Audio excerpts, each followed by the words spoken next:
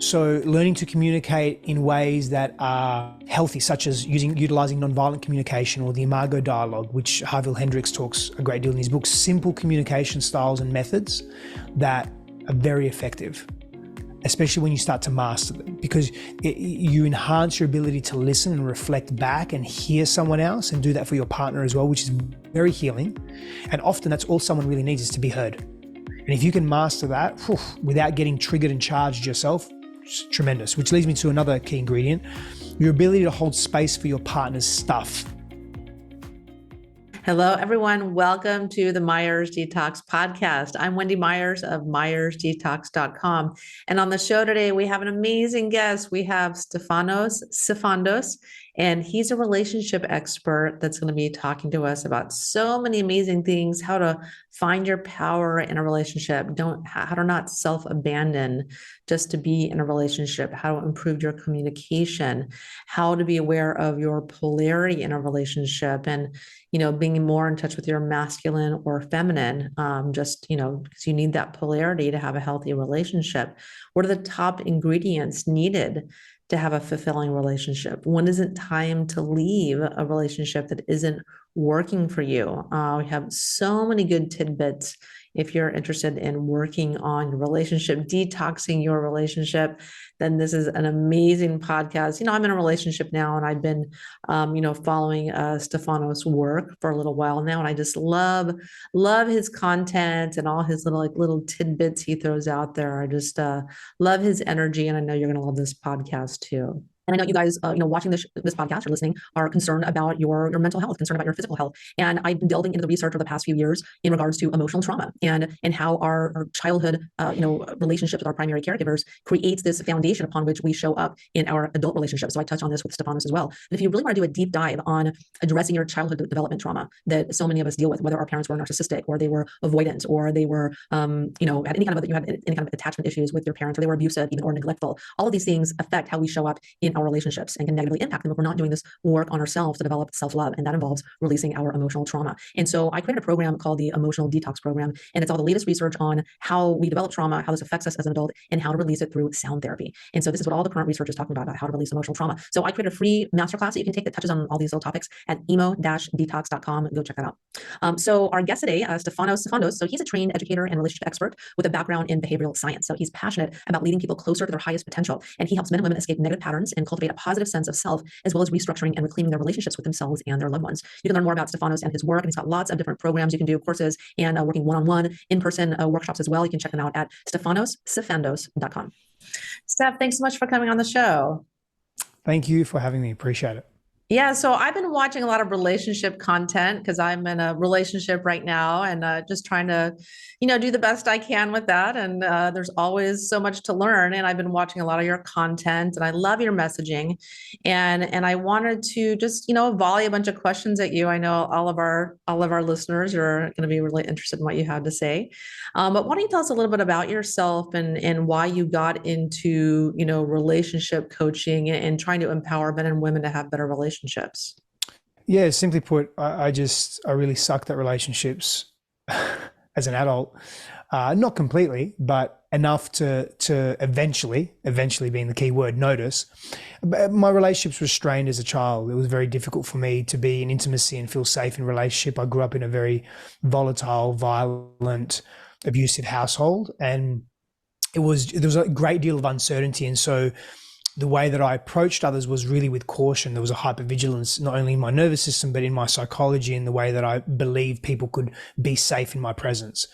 And so that really lent itself to why my relationships as an adult were really strained. Largely my intimate romantic relationships, as they are often reflections of our primary caregiver relationships and the relationships, the core relationships we form during our developmental and formative years with self and with others, and how we attach, and not just attachment theory, but how we give love and how we receive love as well. And so that was really challenging for me. And as I became more aware of this trauma within me that was suppressed and repressed and really stuck, let me actually backtrack. So I began my journey in the personal transformation space somewhat formally over 2 decades ago. And I, since I was a little kid, I had this desire and yearning to support others, to help others, to, change the world and heal the planet and all these things, right? And I grew up thinking, well, if only I could be the United Nations Secretary General, I would be able to make a big impact in the world, right? As I grew up, I realized that as an organization, there was a lot of complexities to the United Nations, and that's a conversation for another time. But as a kid, I just had this big dream of helping others, right? And so naturally, I moved into, when I did go to university, I studied behavioral science, psychology, and social psychology, and really wanting to understand people, human potential, how we relate to each other. And so for a very long time, I wanted to help and support people, and I was doing that, but I was avoiding dealing with my stuff. And I was using helping others as a way to somewhat tricking myself that I was helping myself. I didn't know that at the time, but as I look back and as I've reflected over many, many years and have done deep inner work and exploration of myself, I realized that was really the case. And you'll find that most therapists, most people of service are going into that service because there's a part of them that they want to heal and they want to attend to. And this isn't a judgment. This is a reality for most of us that go into that service-based industry, whether it's therapy or coaching or counseling or spiritual healing or whatever it may be, right? And so as I started to unravel that and unpack that and became clear in who I was and actually started dealing with my stuff as opposed to just focusing on everyone else and distracting myself from my own pain, my purpose, for lack of a better term, my dharma, my vision for self just solidified even more. And I started serving from a more authentic place. It didn't change. My desire to serve, my desire to support others in their journey didn't change. What shifted was an equal desire to also support myself and to be in integrity and to really only support others if I was supporting myself and working on myself and being with myself and evolving and expanding my being. And that's when really things shifted a great deal. And so I've been in this space for 20 plus years in the personal transformation space, more so with relationships, probably the last decade specifically, and masculine, feminine polarity and dynamics, sexual identity, with a larger focus there, and also performance, like high performance. Like how do we optimize ourselves? And what I've found is that we optimize ourselves when we are in quote unquote right relationship to ourselves and to the things in our lives that matter, including our past, including our traumas, including our challenges and difficulties, including our celebrations and our joys, and all the important relationships in our lives. And so for me, relationships is almost at the epicenter of that. And I'm wondering, can we as a society and a humanity move into a couples culture where, and I use that term, but we're prioritizing the power of the couple and the power of intimacy, essentially. Yes. I mean, so many people, they want to be in a relationship, the desire to be in a relationship and to be happy and healthy and get their needs met. But I think it's so easy for people to self-abandon in their pursuit to find that ideal relationship. So what does that ideal relationship look like to you? What does like a great relationship look like to you before we get into what people tend to do wrong or what they need to be doing? It's very different for every person, because every person brings their own history to a relationship, their own values to a relationship, their own likes and dislikes, their own non-negotiables to a relationship. And so what's ideal for one couple based on what they want to experience in this lifetime and the various experiences they want to have in this lifetime and the kind of or the type of container or relationship container they want is going to vary from person to person.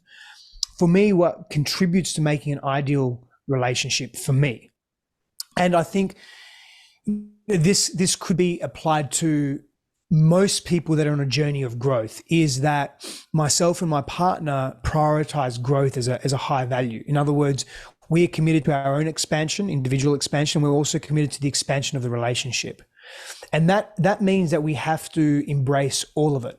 We're not just embracing the good. We're not just embracing the convenient. We're not just embracing the pleasure. We're embracing the spectrum of what that relationship offers us as a mirror and a reflection into who we are and who we can be and who we've been maybe and what needs to shift and change. And can we be different in terms of our behavioral patterns and our emotional patterns and interactions with a theme in our lives that has been playing out. And I'll give an example in a moment, that it's time for that theme to die. For example, if you come into a relationship and you hold a needy or desperate energy. There's a codependent energy that you hold. And as a result of that, you become a people pleaser, you maximize the needs of others and you minimize your own needs. It's a common theme for so many of us, right? And so in that relationship, maybe the partner that you've attracted is being selfish or has selfish tendencies. Doesn't make them bad. It's just who they are. Their own history and conditioning and experiences have contributed to the person they are today. Your old self that would perpetuate an old pattern that's outdated and actually not helpful to your growth would make sure that they're okay all the time. And you would sacrifice yourself in lieu of their needs. The new version of self that wants to come through may gently and compassionately point out that and not sacrifice self, and have an open conversation, a dialogue with their partner, and make requests and say, hey, this behavior activates something in me that's my responsibility to deal with. However, I'm really clear that in relationship, the way that we interact with each other, I prefer a greater balance of selflessness and selfishness, and here's what it looks like. And so it's those types of mature conversations, so that your partner, in a sense, is actually giving you an opportunity to break a pattern. But we don't see it that way. We often see it as our partners asking us to change for them, but it's actually for us. Does that make sense? Yeah, for sure. Yeah. And it's hard to change your patterns, but you have to ask your partner for what you need. And I think that so many people can be afraid to ask for their needs to be met, or afraid to express them. They don't want to, things are going really well, they're in a good mood, they don't want to, have a heavy talk. But I think so many people self-abandon in relationships when it's really the very thing they need to get their needs met and to help their partner grow as well. Yeah, we're often scared to ask for what we need because we don't want to be rejected. We don't want the thing that we need that's vulnerable to us and that's very real to us to be rejected or abandoned or humiliated or discarded of or disregarded. And so it's easy to hide, or it's easier to ask for something that's really accessible but not really what we desire. And that builds resentment, and that builds distance. It creates distance and puts barriers up between us. Yeah. And the reality is, if you ask for what you need and the person rejects you or dismisses you or your feelings or leaves you, that's an alignment. That's, you still get what you need, even though it may not be what you want. Yeah. Better to know now than to know years down the track and then reflect back on, if only I was in my truth. Yeah, because it's so easy for so many people to be like a little bobblehead, like, oh yeah, I love soccer matches, or oh yeah, I love camping, or just they're not themselves. They don't show up and are true to themselves to try to fit into this relationship and are miserable. Yeah, and the more I guess comfortable and exposed we become in relationship, we'll generally start speaking our truth a little more. Unfortunately, though, if we're not deliberate with it and we're not purposeful with it, the truth leaks out or comes out in more abrasive ways. And we see our partners as threats as opposed to not. And so the example of camping that you just gave, like one partner loves camping and the other one doesn't. And, for years they've been camping because that person's been acquiescing. And then finally that person's just built up so much resentment. They just say, look, fuck you. I don't want to go camping. We're just not going camping. Who wants to? They start abusing camping and the being in the outdoors, and there's this and there's that, and there's the insects and there's the dirt and whatever it may be. The dehydrated space food. And the partner's like, whoa, we've been camping for 4 years. What are you talking about? And then the arguments really begin, and then the distance is created again because we haven't been deliberately authentic. We're angry at ourselves. We're upset at ourselves that we haven't been in our truth, and we take it out on our partners. Yeah, for sure. Yeah, I had that with my ex-husband. He was like, yeah, I love traveling and I'm going to get my passport and doing all this stuff. And then he hated traveling, actually. And there, I didn't go traveling for 8 years, and it's my biggest passion. And so it really just hurt our relationship a lot. So you have to be honest with your partner about what you want, because they're signing a contract, they're signing up for what you're presenting. So you have to be honest with what you like if you want to have a healthy relationship. Yeah. And permission to change. Like, everyone has the right and to change their minds. But can you communicate that as you're shifting and changing? Can you communicate your needs and the changes that you're experiencing as an individual on your own journey? Yeah. Yeah. And so what do you need to do to attract the right partner to you? So like what kind of work do people need to be focusing on? How do you help your clients kind of attract that ideal partner, their dream romantic partner they're looking for? Yeah, inner child work is super helpful. Trauma release practices and exercises are super helpful as well. Somatic work and somatic therapy, an example of that is breath work, can be really useful in shifting old patterns and old paradigms that are lodged in our bodies that are really unconsciously dictating how we behave and keeping us safe in hyper-vigilant ways and not allowing us to be fully expressed in relationship. So, but getting to the core wounds that we've experienced that form our patterns and our behaviors and our beliefs and ideals about relationship, and working with those core wounds in very compassionate ways, in very slow ways, in ways that are in and out. So, slow titration, in and out is pendulation, and just really being with this stuff in addressing the stuff that we haven't addressed, the unresolved pain, the unresolved fears, the unresolved trauma, and really working with that to create clarity in the body and the mind, to create spaciousness in the body and the mind, so that we can then make decisions and be in our truth and attract from a place of truth as opposed to a place of pretend. Yeah.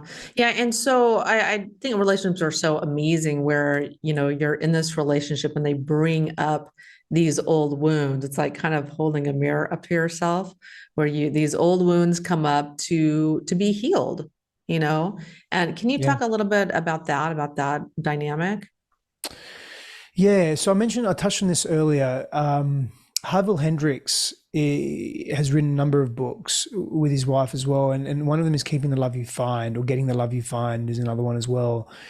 And he very much speaks to the primary caregiver relationships, or I would say our adult relationships, our adult intimate romantic partnerships, are reflections of our primary caregiver relationships with respect to what we did and did not receive both consciously and unconsciously from our primary caregivers.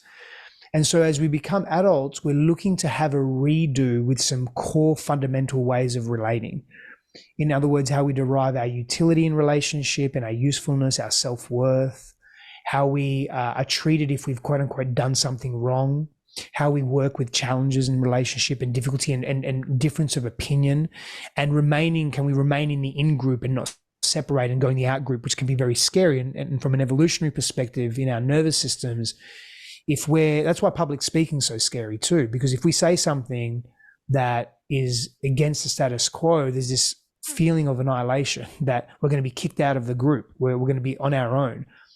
100,000 years ago, 500,000 years ago, being in the wild on your own was surely death.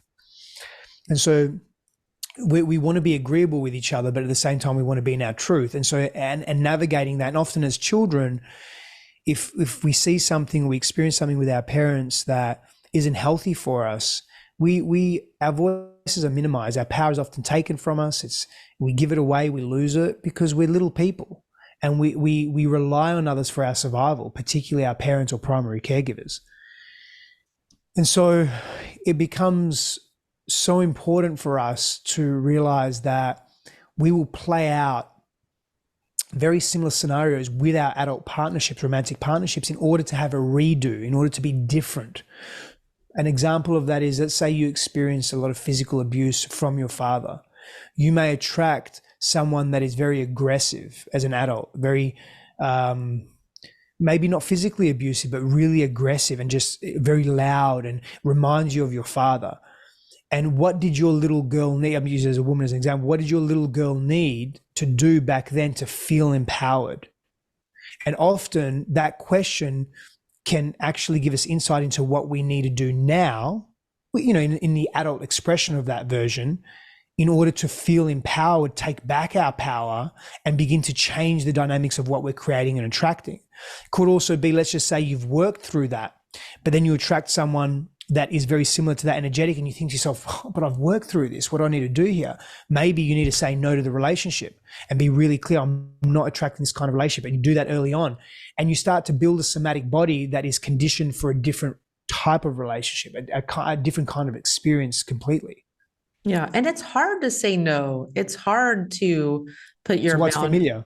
Yeah, it's hard to put your boundaries down. Like when you start getting into a relationship and you've been alone for a while and they're giving you lots of love, or maybe they're even love bombing you, Yep. and they lie to you about something, or they don't keep their word. It can be very difficult to enforce your boundaries or what you really need, and turn away someone who's offering love to you, or amazing hot sex, or love bombing you, or what have you.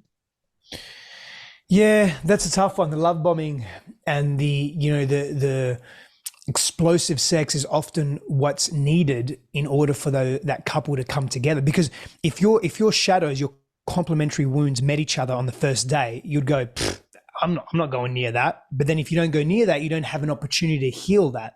And so it has to come together. Something has to pull it together. Usually it's explosive sex. It's chemistry. It's, oh, you love this and I love that. The values alignment, apparently, on the surface. All the love bombing takes place that hooks you in. And then after that limerence phase dissipates, that hormonal flush dissipates, it's generally anywhere from 6 to 18 months. Sometimes it's longer, sometimes it's less, that honeymoon period. Then the more complete version of self starts to come forward and present itself. That's when the real inner work begins. That's when the real relational work begins then. And how you be with that, and what you extract from that, what you give to that, how you choose to show up differently. Most people don't. They'll just go back into their old patterns and then just say, well, the relationship's not working. Let me just discard of it. Maybe the relationship's not meant for you, but have you left too early without the lessons? Have you left too early without changing fundamentally who you are, but you keep repeating the same thing over and over again? And so can you talk a little bit more about trauma? And because I think this is such a huge issue that a lot of people maybe go into couples therapy, or like, can you just fix him? Can we talk about how he's behaving, or what have you? It's very easy to look what the other person is doing and hurting you, or what have you. But can you talk about how to really have that ideal relationship, the amount of work that you need to do on yourself and addressing your own trauma? The greater the trauma that we experience, or the perception of that, often the greater the inner work and the more consistency that's required. And it's fundamental to any healthy relationship that each individual takes responsibility for their stuff, for their own personal experiences. And when I say that, I'm not insinuating, I'm not stating that, it's your fault that you were hurt, or it's your fault that, someone decided to molest you. Not at all. It has to be your responsibility to heal that, though, because if it's not, then you're disempowering yourself. If you're trying to put that in the hands of someone else, whoever it may be, a counselor, a coach, a therapist, your perpetrator, all you're doing is disempowering yourself further, and you're cyclically caught in the same spiral. And so, and what we'll often do in relationship is project and want our partners, if only our partners could be different, if only they didn't react this way, if only they did this, if only they weren't as angry, if only they acquiesced to my needs, if only they, fill in the blanks. That's very disempowering for us, and we're never going to shift from where we've been to where we want to go. Yeah. And so how do people like make those changes? So from wanting their partner to change to them, like at what point do you do the work on yourself? At what point is it time to kind of like call it quits on the relationship? That's very difficult to say. It's not, there's not a one size fits all paradigm for everyone to say, okay, at this point, this is when you've got to call it quits. There are so many inputs that influence that decision. For some people, it could be, I'm going to give it 3 months. For some people, they need to see certain milestones along the way in terms of progress and growth within the relationship and the way that they're interacting. For some people, it's, they're addicted to trauma and they don't want to let the relationship go. And it's very difficult. And it often usually comes from this pain that I'm in right now is is bigger than the pain of change. I've got to get out of this relationship. And when that happens, then people will make that decision. But what I say is that, can you exhaust as best as possible yourself in that process? In other words, can you make the changes that you need to make? And I strongly suggest being in reflective containers with other people, coaches, counselors, therapists, etc. Groups of people, women groups, men's groups, co-ed groups, whatever it may be, where you can get reflection on who you're being, honest, non-judgmental, compassionate reflection. And there's healing that takes place in that as well, in the nervous system and in the psychology. And you make the changes you need to in the relationship.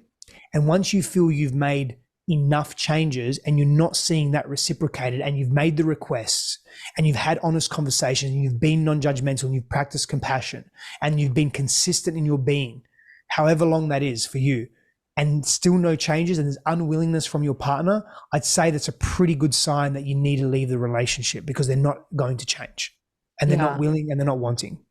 Yeah. And I really like what you said before about how you and your spouse are in a, you're both committed to growth individually and growth in your relationship.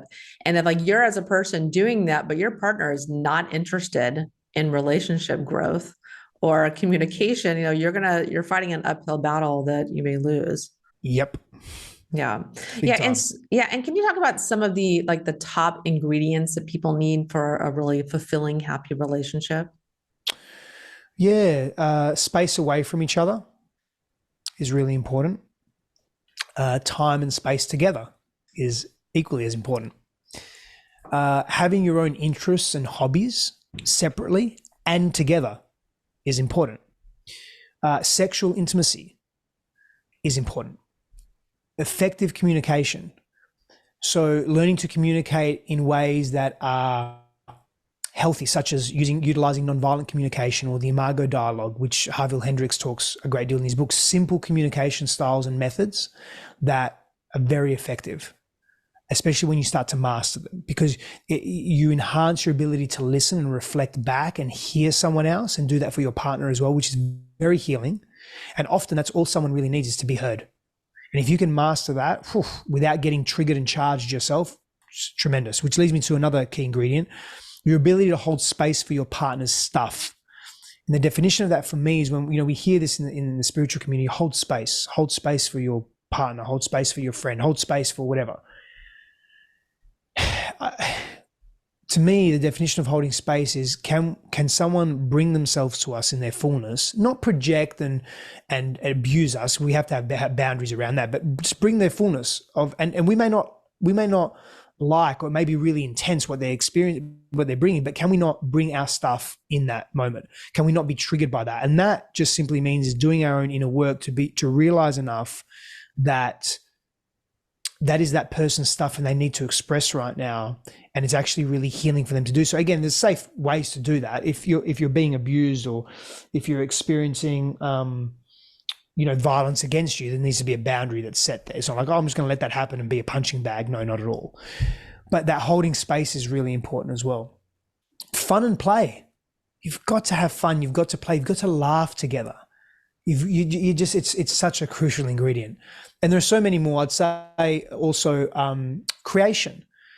I think creating together is really beautiful. And that could be as simple as, you have your own mini book club, and you read a book, the same book, and over a period of 2 weeks or whatever it is. And then, you talk about the book and you talk about the learnings of that. And it could be a fiction, or it could be nonfiction. It could be something that contributes to the relationship, which leads me to the next one, which is growth, right?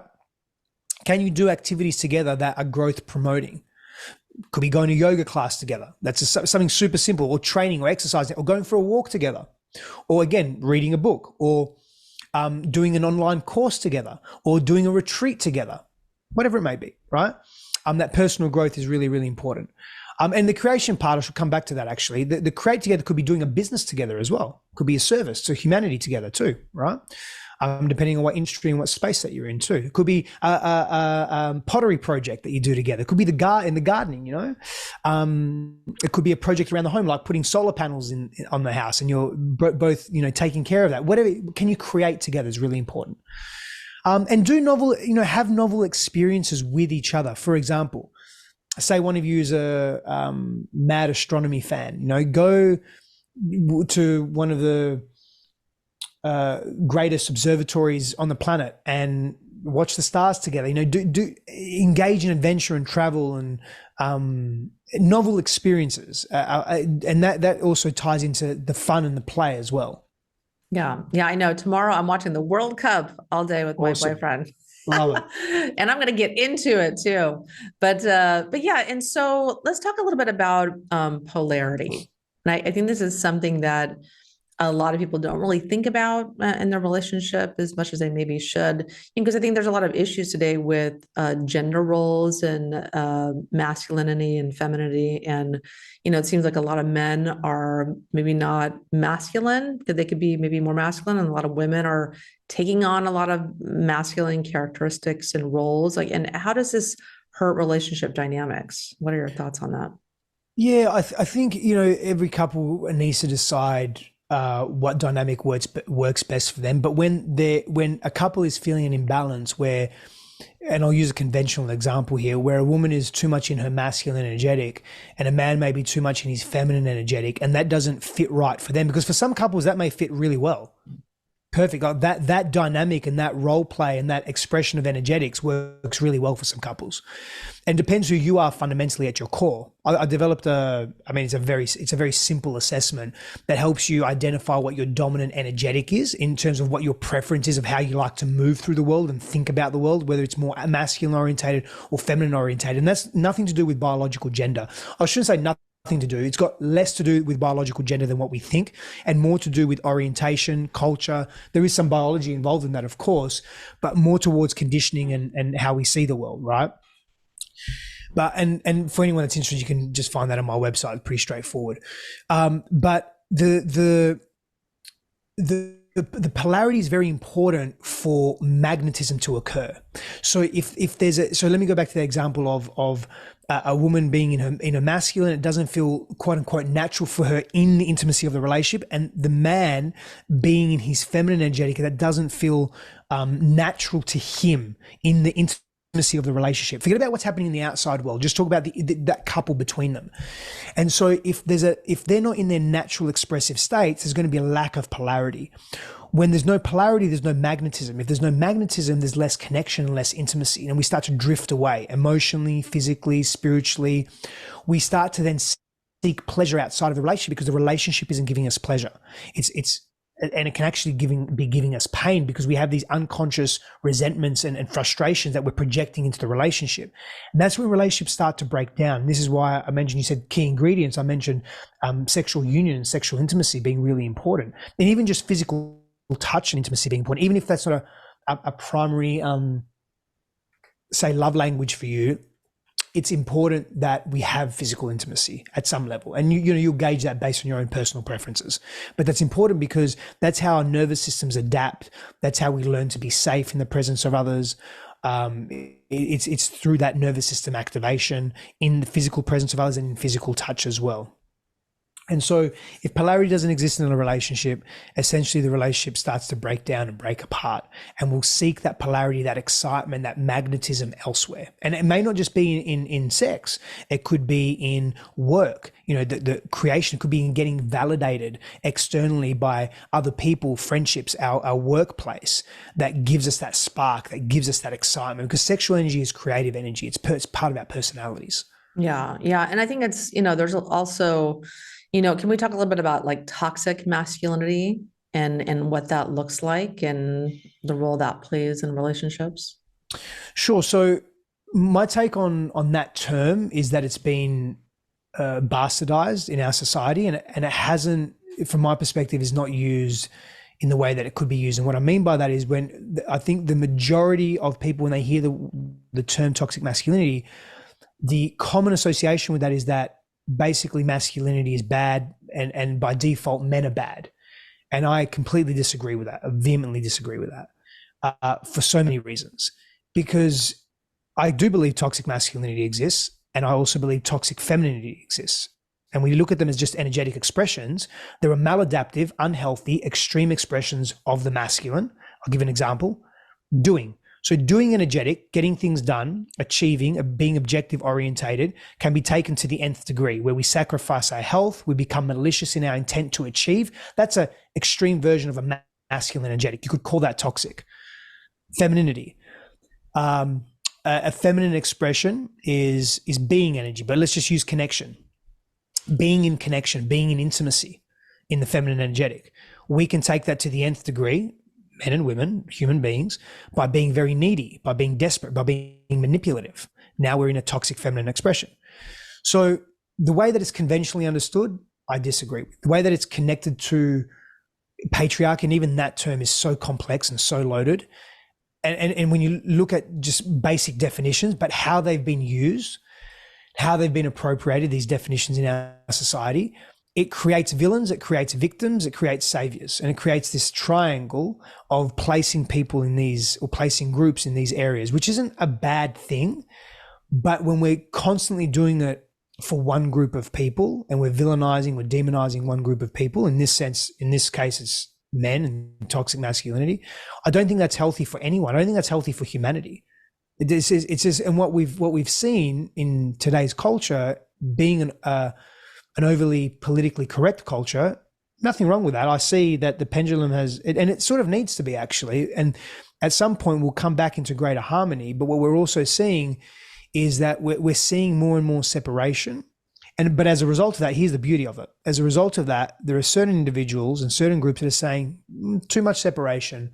What does unity look like? What does unifying our common interests look like? What does it look like to not demonize difference and celebrate our sameness as well, and actually point out where we're more same than not?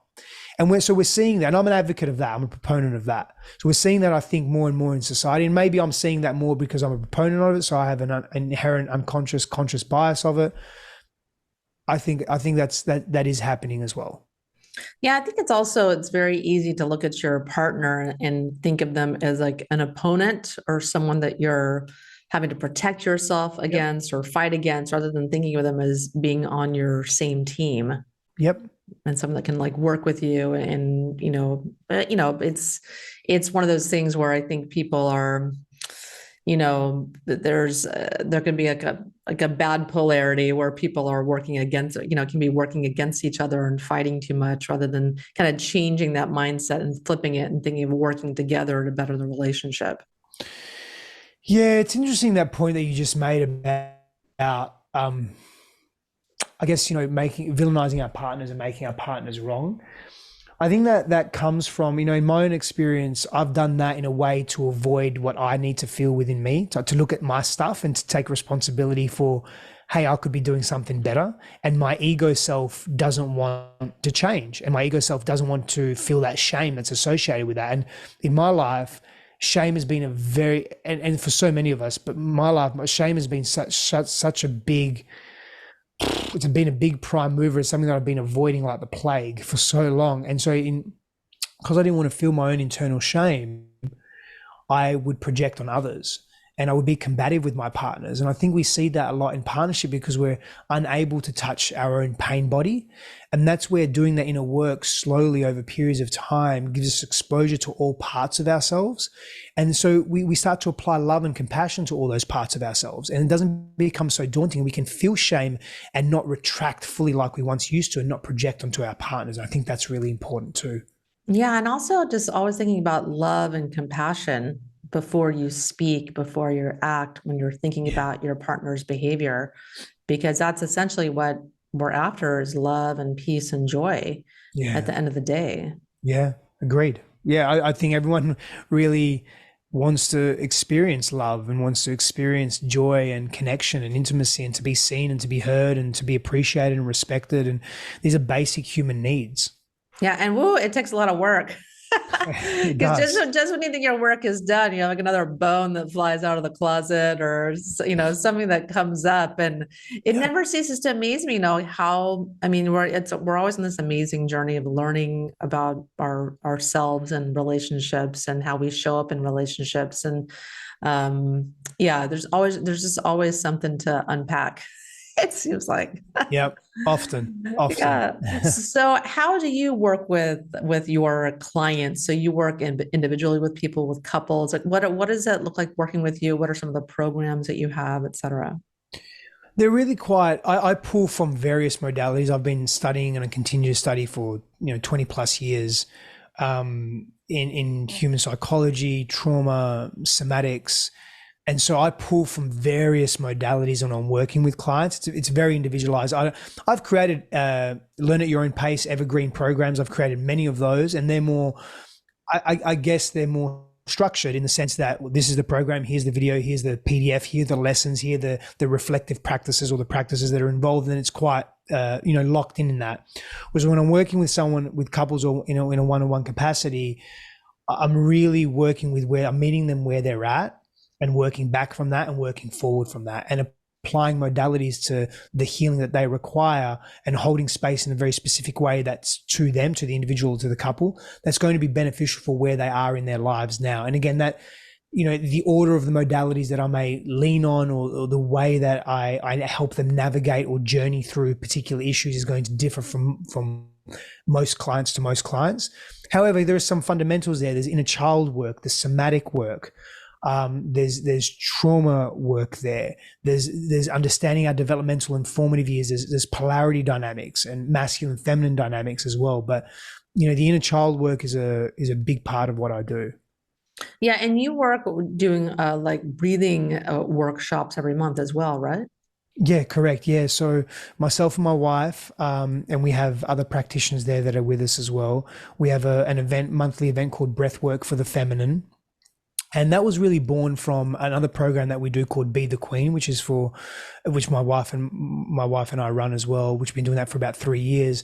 And that was really that's a 3.5-month container where we would take women through, largely single women, a journey of connecting to self again. And Christine would really go through so much of her journey and what it took for her to be where she's at now and comfortable in her own skin and her relationship to men and all of that. And I hold space in that through that program as well as the masculine pole as a component to that program. But what I witnessed was the immense value of the somatic work that I was taking some of these women through, or these groups through. And I thought we need to do this on a regular basis. Like, we need to do this on a monthly basis, because Be the Queen is, we'd launch that program live once a year, and we have an evergreen program as well. But I really wanted to be more regular with this. So we started Breathwork for the Feminine. It's live in Austin, but it's also live streamed and recorded as well. So, last time we did this, we had over 300 women, which was just fantastic. It's a beautiful space, and it's a 3-hour immersive, and we go deep, and it's not just breath work. It's connection exercise and healing with it's women only. So there's, in the room at any given, physically, there's, anywhere from 80 to 100 women plus. Really just doing deep healing work. It's such an honor to be in that space. Great. Yeah, that sounds amazing. So that's in Austin, Texas, and you're doing that every month. Every month, yeah. That's great. And your next one's on December 12th? December 12th, yeah. Yeah, 6 p.m. to 9 p.m. CST. Central. Yeah. Great. Perfect. Okay. Yeah. And awesome. Yeah. So I'm from Texas. So I love all people from living in Texas. I was just there for Thanksgiving with my family on the ranch, right outside of Houston. But so Steph, thank you so much for coming on the show. And I love your content on Instagram, and, you just have a lot of juicy little bits on there if you guys want to tune into that. What's your Instagram handle? At Stefanos Sifandos. Okay, great. Is there anything closing that maybe we haven't brought up that you want to touch on in regards to relationships? Yeah, I would just say maybe an extension of what we touched on earlier was, if you're thinking about leaving a relationship, don't leave too early. Just extract the wisdom for yourself that you need, and you'll know where you could be different and where that difference could actually be beneficial to you and possibly the relationship and your partner. Yeah, because I know a lot of people, they leave their relationship and get into a very similar one. It's like the same shit, different story. They keep choosing the same people, Yep. So it's kind of almost work with who you have, unless they're too toxic and hurting you and whatnot. Absolutely. Yeah. But well, Steph, thanks so much for coming on the show. And where can we find your website? Yeah, stefanosifandos.com. Okay, great. So we were going to spell that out in the show notes for you guys. Yeah. So tune into the MyRTTalks.com to get all the show notes and links to all of your products and programs. So Steph, thanks for coming on the show. And everyone, thanks for tuning in. I'm Dr. Wendy Myers. And every week, I love bringing you experts from around the world to help you with every area of your life, not just health and detoxification, but, I wanted to do this relationship series because I know it's so important for so many people to not only work on their relationship, but their relationship with themselves and self-love, so they can show up and be the person that they need to be totally present in a relationship and get that fulfilling relationship they deserve. So thanks for tuning in, and I'll see you guys next week. The Myers Detox Podcast is created and hosted by Wendy Myers. This podcast is for information purposes only. Statements and views expressed on this podcast are not medical advice. This podcast, including Wendy Myers and the producers, disclaim responsibility for any possible adverse effects from the use of information contained herein. Opinions of guests are their own, and this podcast does not endorse or accept responsibility for statements made by guests. This podcast does not make any representations or warranties about guest qualifications or credibility. Individuals on this podcast may have direct or indirect financial interest in products or services referred to herein. If you think you have a medical problem, consult a licensed physician.